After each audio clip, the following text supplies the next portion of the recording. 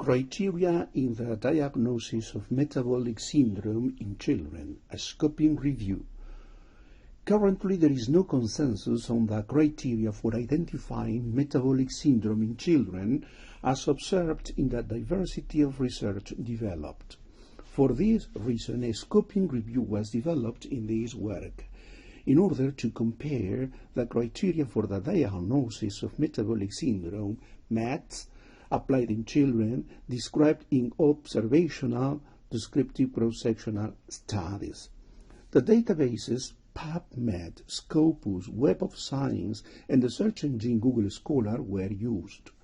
The search terms metabolic syndrome, cardiometabolic syndrome, children, and childhood were considered, as well as the names of organizations or authors proposing identification criteria for MetS to establish search relationships using the Boolean connectors and or.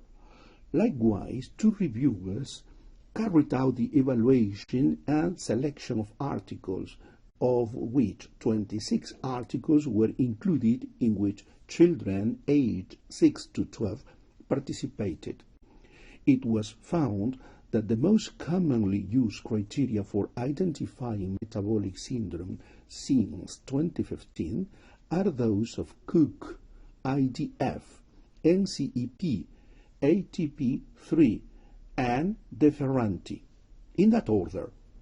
Specific criteria, such as those by Cook et al., are being opted to improve accuracy in identifying MetS in children. The most common risk factors in children with MetS are abdominal circumference and BMI, followed by triglycerides, HDL, blood pressure, and blood glucose. The prevalence of MetS in children varies according to the criteria used, being higher with Ferranti.